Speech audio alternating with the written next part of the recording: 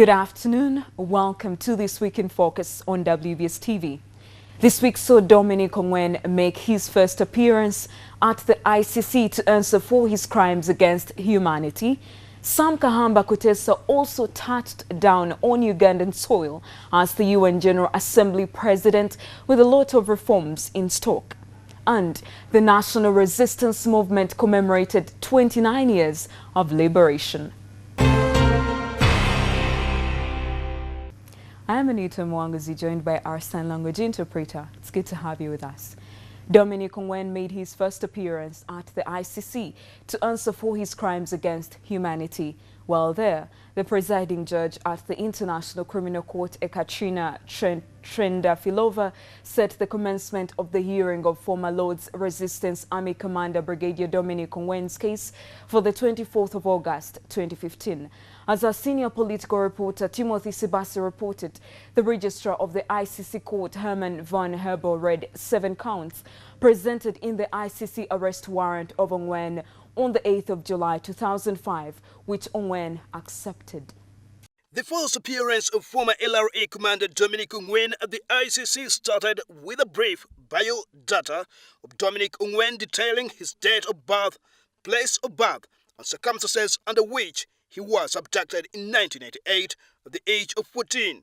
What is your full name, date and place of birth, and current profession? My name is Dominic Ongwen, YY. I'm a Ugandan citizen from northern Uganda. I'm from Gulu in northern Uganda, in Amuru district, Kilak County, a small place called Chorom. I was born in 1975. I was abducted in 1988, and I was taken to the bush when I was 14 years old. Before the presiding judge of the pre-trial chamber 2 of the court, Trendafilova, said there was no need for Ongwen's profession while in the bush. In today's court session, evidence was not required, but the registrar of the pre-trial chamber 2 was charged with the responsibility to read to Ongwen 7 counts of war crimes and crimes against humanity he is alleged to have committed resulting out of his commands. In 2004, Mr. Ongwen ordered the commission of murder as a crime against humanity, which in fact occurred, namely the unlawful killings of civilian residents of IDP camp in Uganda, pursuant to Articles 7(1)(a) and 25(3)(b) of the statute. Second count. In 2004, Mr. Ongwen ordered the commission of enslavement as a crime against humanity, which in fact occurred, namely the enslavement of civilian residents of IDP camp in Uganda, pursuant to Articles 7(1)(c) and 25(3)(b) of the statute. The other offences include cruel treatment of civilian residents, ordering commission of attacks against civilians in IDP camps, and pillaging of war crimes. Mr. Ongwen, you will be presumed innocent until proven guilty beyond reasonable doubt at trial, with the burden firmly placed on the prosecutor to prove your guilt. The court adjourned 24th August 2015. That the defense for Mr. Ongwen will also need time to properly prepare so that it best serves the interests of its client. The 8-month period is also premised on the historic nature of the case and its uniqueness. That this is the first and oldest case before the International Criminal Court. In this regard, it is useful to recall some major procedural developments relevant in the current case. However, the court adjourned with the defense counsel of Ongwen, Helena Sisay, demanding that the court should have all the proceedings, documents and submissions in English translated in Acholi language for his client, Ongwen, to understand given his limited understanding of the English language. Timothy Bassi, WBS Television, Kampala. Sam Kahamba Kutesa made an official visit to Uganda this week. United Nations General Assembly President Sam Kutesa said he has embarked on major reforms within the United Nations Security Council, whose basis he called outdated. The UN Security Council primary responsibility is the maintenance of international peace and security, with a mandate to impose sanctions or even to authorize the use of force to maintain or restore international peace and security. Stella Nabakoza reported.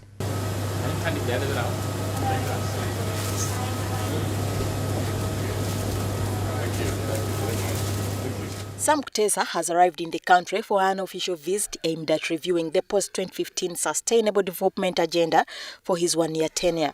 Sam Kutesa touched down at Entebbe International Airport at midday. Addressing the press at Entebbe International Airport, Kutesa revealed plans to shake up the UN Security Council, saying it has outlived its purpose since its formation 70 years ago. To him, Council was formed at a time when majority of African countries which affiliate to the UN were still under colonial era, and its objectives no longer match the current times. What we are doing now is I've made it one of my priorities to do the reform of the Security Council. And I hope that by the end of my term, we shall have a text-based negotiations going on. Kutesa has appointed Jamaican permanent representative to the UN, Courtney Rattray, to embark on negotiations for the reforms on his behalf. The UN president will also tackle issues like climate change, which is turning out to be a global concern. Climate change is going to be the defining issue of our times. Kutesa is on an official visit to review the post-2015 Sustainable Development Agenda and financing that will see him visit several African countries. So it is important that we briefly the countries in which are participating to ensure that they design their programs with and in accordance with the Sustainable Development Agenda which is being negotiated, taking into account the means of implementation, the importance of financing. From here, he will be heading to Ethiopia. Stella Nabakoza, WBS TV, Entebbe. Now, during his visit to Uganda, President of the United Nations General Assembly Sam Kahamba Kutesa appealed to Uganda to be part of the global agenda on development and environment that is being developed. Kutesa said he is spearheading the post-2015 development agenda to replace the Millennium Development Goals that are expiring this year, and negotiations have already started to regenerate the agenda. Kutesa said this at the breakfast meeting with the diplomatic coup in Uganda, ministry officials, UN agencies and the media in Kampala. With the Millennium Development Goals coming to a halt this year, the world is already looking towards having a new concept for the new development agenda for the next 15 years. The president of the UN General Assembly, Sam Kutesa, says he has already appointed 2 permanent representatives to start global discussions and negotiations on setting the agenda. Advancing gender equality and empowerment of women is strengthening cooperation between the United Nations and regional and sub-regional organizations. Is peaceful settlement of conflicts and peace building. Kutesa here appealed to Uganda to be at the forefront to these discussions and set its own agenda for consideration. Uganda is probably ahead of many other countries, and I've had the opportunity so far to visit 10 of them, particularly in redefining and streamlining the development agenda for the next 15 years. And I believe that you actually deserve commendation and salutation on this. The work of the United Nations in the promotion of peace and security, the enforcement of development, as well as the promotion of human rights and that of the government of Uganda overlap and are complementary to each other. But the major challenge for the agenda remains funding. Kutesa says the world needs to re-strategize to look for alternatives to generate funds. And how do we envisage to do this? We believe that we must bring in the private sector. Global humanity concerns are being focused on environmental protection, which Kutesa says is a cornerstone for survival and his center focus during his reign as president of the UN General Assembly. We need to have resources to mitigate the climate change, resources to help us have replacement like rural electrification.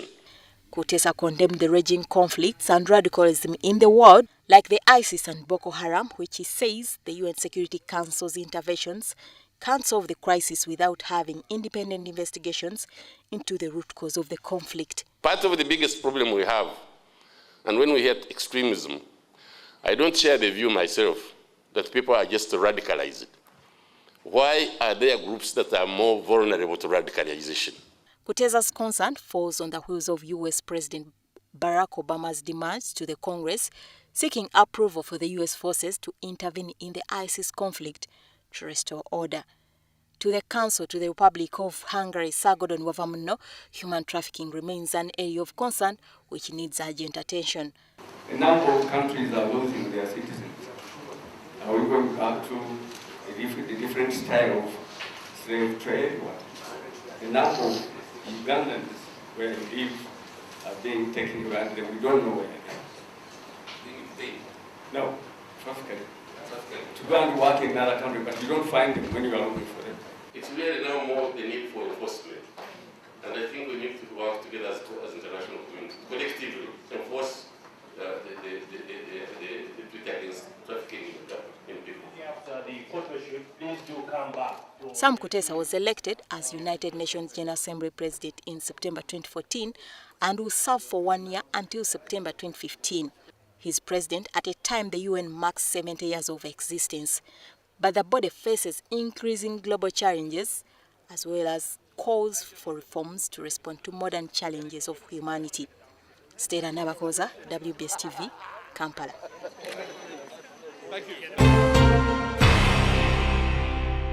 In other news, President Yoweri Museveni used the 29th NRA Liberation Anniversary celebrations at Soroti Sports Grounds to remind the region of what he called pivotal roles played by his government in restoring peace and infrastructure development in the area.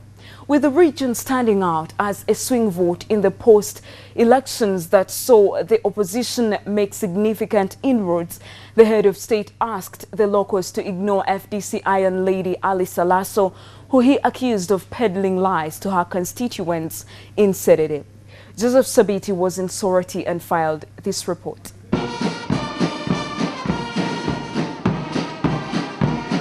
It was an exciting mood depicted by the dancing, the merrymaking and the dress code of the mainly NRM party faithful and officers and men of the armed forces who converged at Soroti Sports Ground to commemorate almost 3 decades of NRM rule in the country.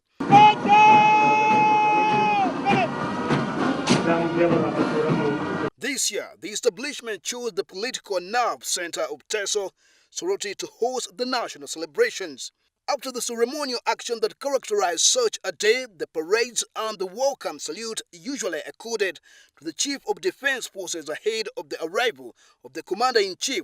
The President arrived at the venue shortly after 10 a.m., kick-starting the day's lineup of activities. After the award of medals that saw the She Cranes, their coaches and the leadership to the Netball Federation added to the list of recipients, the head of state also presided over the award of police honors to his comrades Ndugu Rugunda, retired Major General Kahinda Utafire, Alhaji Kirunda Kivejinja, and Army Chief General Katumba Wamala, and then took to the podium to address the gathering. It was a careful, tailored speech to remind the region of the dark days of the LRA insurgency that he credits his government for dealing with, along with the question of cattle rustling. He also took time to explain to the locals what he calls significant achievements made in the health sector that he says has seen a fresh breath of life under his regime. With complaints over the state of roads dominating the politics for a long time, the head of state counted the projects he says he has since completed.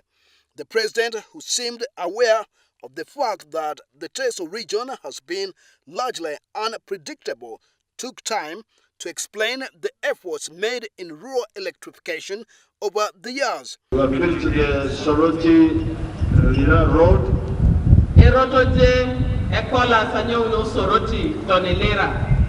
All the way to Kamudini. Recently we have repaired Soroti road. Then he turned his guns on FDC Secretary General Alice Alaso, whom he says is peddling lies about developments in the sector. And then I heard that my daughter Alaso was saying that she's the one who brought the line.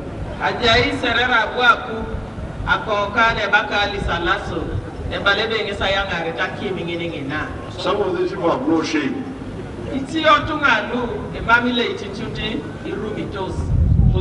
telling lie, you should tell lie which is at least reasonable. Recent years have seen the Serere district legislator rise to prominence as one of the power brokers in Teso region, a factor that contributed to opposition maneuvers in the region.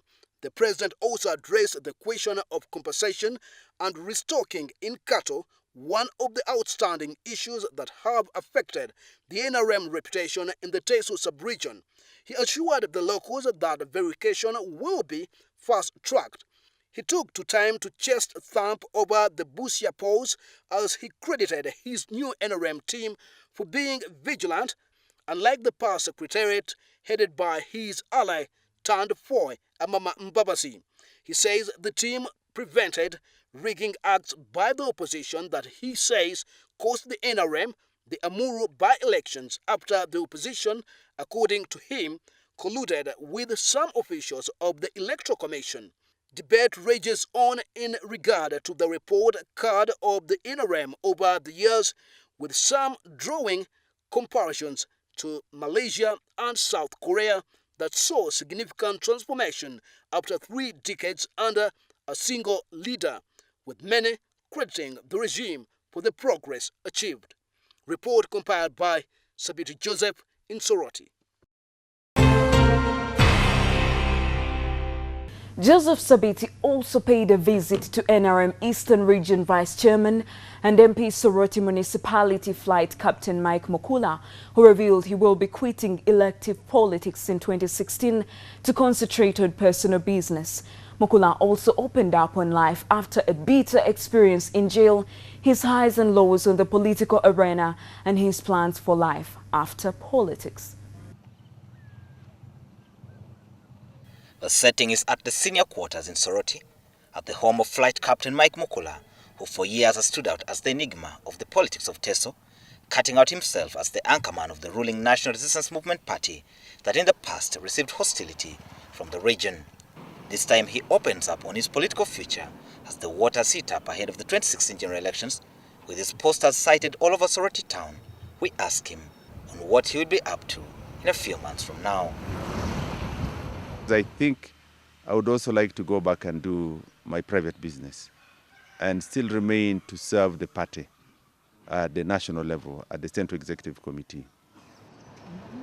For him, it is time to bow out of elective politics and parliament after what he calls making his contribution to the region and the nation. When Kony attacked the region, I led my team or my people, the young people, including Musa Chweru and the team, Resu, and we're here to stand side by side with UPDF and our people to ensure that, yes, we defended the Constitution of the Republic of Uganda. At a time when the region was hostile to the ruling party, Mukula says he derives satisfaction from knowing that he had played his role. People were saying that Museveni was out to impoverish them. He was not going to disarm the Karamojong. It was a ploy. It was a ploy aimed at making sure that the region remains behind. It was an agenda of the national resistance movement. That is no more. I can now say that the people have been able to see for themselves. Let's go home, okay? Let's go home, okay? No, you come on. For a man whose political career saw him hit the highs and lows of the art, one cannot mention Mukula without mentioning the Global Fund saga that saw him spend weeks in prison as a convict before being freed by an appellant court. We ask him about that incident. I'm happy that I was exonerated by the appellant court, and I'm also glad that, yes, I was able to learn a lot. There is no doubt that in politics, this is what you expect. These are challenges of man on the political field. Either you go into exile, you are killed, or go to prison. He says he draws his inspiration from others who paid high prices for their political beliefs. People who I admire, like Nelson Mandela, he was able to wither jail for 27 years. Raila Odinga was in jail for many times, countless times. He's been in and out of jail. And so as the curtains fall on his career, we ask him about his highs and lows as a legislator. First, the high. I'm here. I'm the only NRM member of parliament in the 14 municipalities who is still here from the inception of multi-party dispensation or from the time elective politics was carried out in 1996. And when we ask him about the law, he expresses concerns about the quality of debate in the House and calls for the introduction of a bicameral legislature to check on the young, excited MPs. The kind of debates we used to have, robust debates, in 1996 are no more, where you'd have members of parliament elucidating on issues for a longer period of time, so that the mind agility, the political agility of the mind would be vexed, it would be exercised. But now I see that you're given 2-3 minutes. Sometimes if you do very well, 5 minutes. I see that this is not adequate. Mukula, however, is also remembered for his role in urging President Yoweri Museveni to seek a third term in 2004, only to fall out with him later when Mukula made public his intentions to seek the country's top office. Critics even say the announcement could have been the cause of his problems, with corruption accusations that saw him convicted and imprisoned, but later acquitted by an appellant court. Probably, the wind that swept the Soroti sports ground ushered in a new political dispensation in Teso that writes of talks of having their own run for the presidency, as Mukula openly declares he will back President Museveni for the presidency come 2016. Sabit Joseph, WS Television, Soroti. To stay with us now here on Week in Focus, we'll be right back.